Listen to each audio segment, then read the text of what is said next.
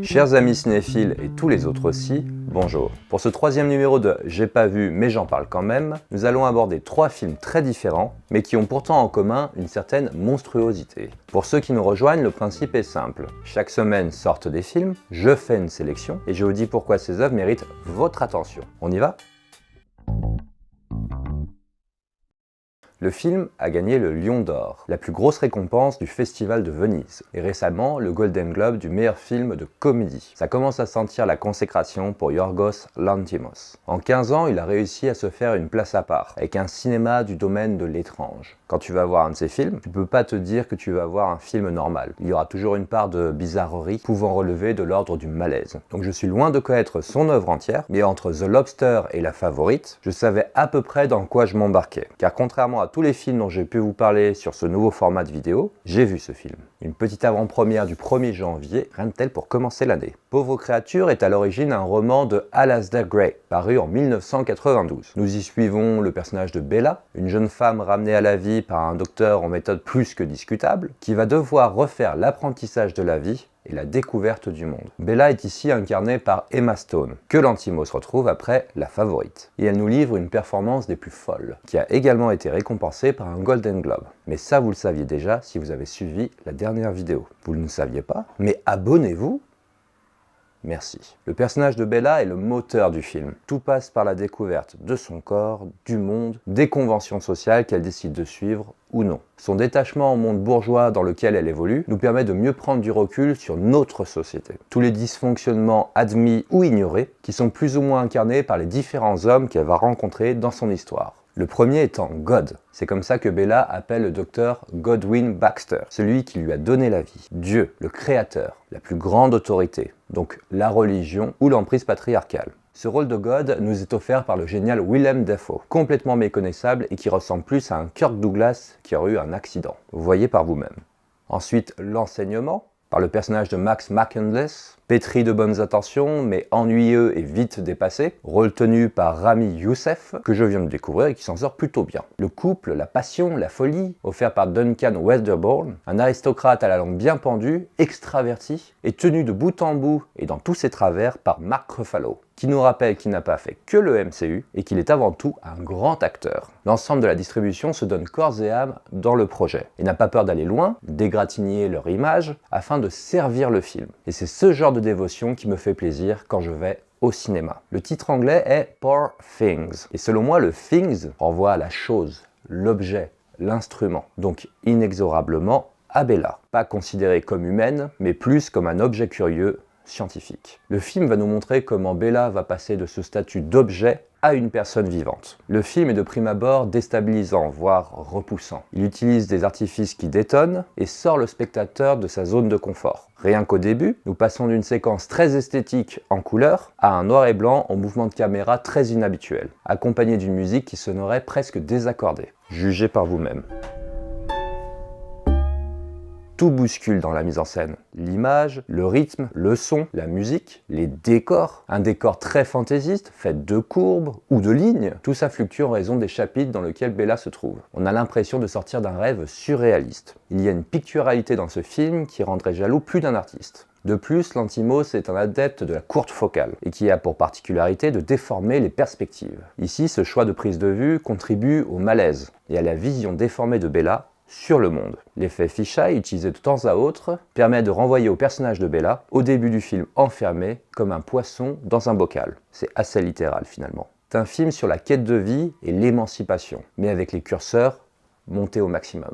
Certains y verront un film de mauvais goût, d'autres une œuvre d'art brillante, affrontant le bon comme le mauvais de l'être humain et du monde en général. Une sorte de poésie macabre, mais pleine de vie. Je viens de faire un oxymore. Notez-le. Lanthimos arrive avec du dégueulasse à créer du beau, avec un ton qui lui est propre. Il rejoint cette catégorie de cinéastes comme Lynch ou Cronenberg, qui font un cinéma si particulier et sans compromis qu'on peut tout aussi bien adorer que détester. Si j'avais une réserve sur le film, ce serait sur l'utilisation de cette courte focale et plus particulièrement sur l'effet fisheye. Je n'aime pas du tout ça, je trouve ça souvent hideux, mais il faut bien avouer que ça sert particulièrement bien le récit dans ce film. Je me mouille pas trop en disant ça maintenant, mais je pense que nous tenons déjà le meilleur film de l'année. Donc foncez le voir, pauvre créature que vous êtes.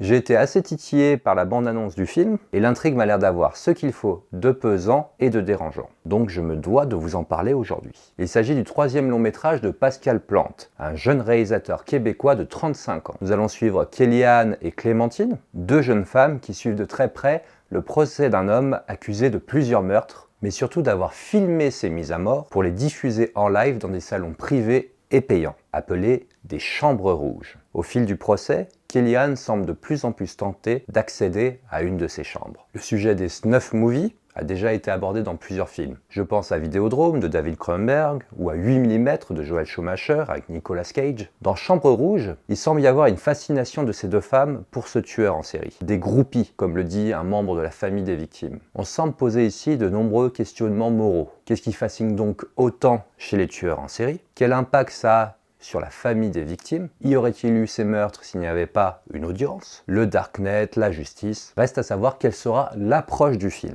Va-t-on partir de ce procès pour aller vers d'autres horizons? Ou va-t-on suivre le cheminement mental de ces jeunes femmes? Film de procès, thriller ou drame existentialiste? Cela pourrait être une excellente enquête sociétale, comme l'a été La Nuit du 12 de Dominique Moll. Il y a ici une proposition plus que prometteuse. Reste à savoir quel sera le verdict.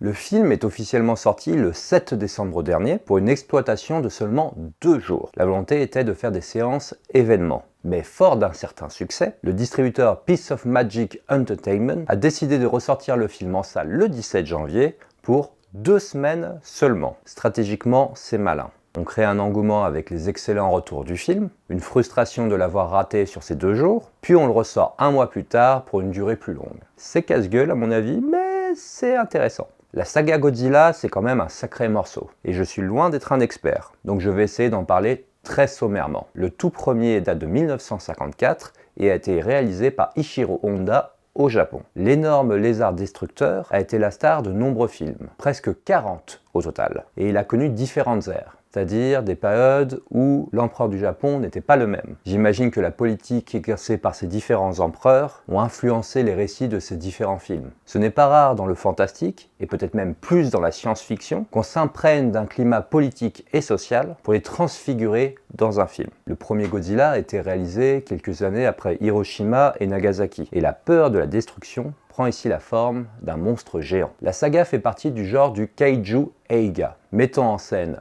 des kaiju, c'est-à-dire des monstres géants. C'est un genre assez peu connu en Occident et on a commencé à bien en parler avec les adaptations américaines, comme le Godzilla de Roland Emmerich, mais surtout en 2013 avec Pacific Rim de Guillermo del Toro. Minus One démarre son intrigue juste après la Seconde Guerre mondiale en 1947 et de nouveau au Japon. Alors contrairement au Godzilla de Gareth Evans, il va détruire et les humains vont essayer de l'en empêcher. Donc un canevas assez simple. Mais l'accent risque d'être mis sur le spectaculaire, ce qui explique que la majorité des salles ayant diffusé le film pour la première fois étaient des salles technologiques, donc en 4DX, en IMAX et autres technologies que je ne connais pas encore. Donc j'imagine un film à sensation qui risque de secouer dans tous les sens. Cependant, une chose m'intrigue. En me renseignant sur le budget, il n'aurait coûté que l'équivalent de 15 millions de dollars, ce qui me paraît relativement peu vu le spectacle qui s'annonce, mais ce qui serait d'autant plus admirable si le film est bluffant. J'ai appris que le réalisateur Takashi Yamazaki était au départ responsable des effets spéciaux et est considéré comme un des principaux experts des effets spéciaux numériques au Japon. Donc je pense que le mec sait peut-être où mettre l'argent et où ne pas le dépenser. En tout cas, ça m'intrigue de voir comment Godzilla va tout péter et voir comment les humains vont essayer de l'arrêter. Nous arrivons à la fin de cette vidéo et j'espère vous avoir donné envie de découvrir les films de cette semaine. Abonnez-vous, likez, partagez ces vidéos, mais surtout allez voir des films. Je rappelle qu'en ce moment, il y a les incontournables UGC qui vous permettent de retrouver des films de 2023 pour seulement 5 € et que le festival Cinéma Télérama commence le 17 janvier jusqu'au 23 pour 4 € sur présentation de la contre-marque que vous pouvez trouver dans le magazine. Donc n'hésitez pas à voir mon petit classement de 2023. On se retrouve très bientôt. Le bisou!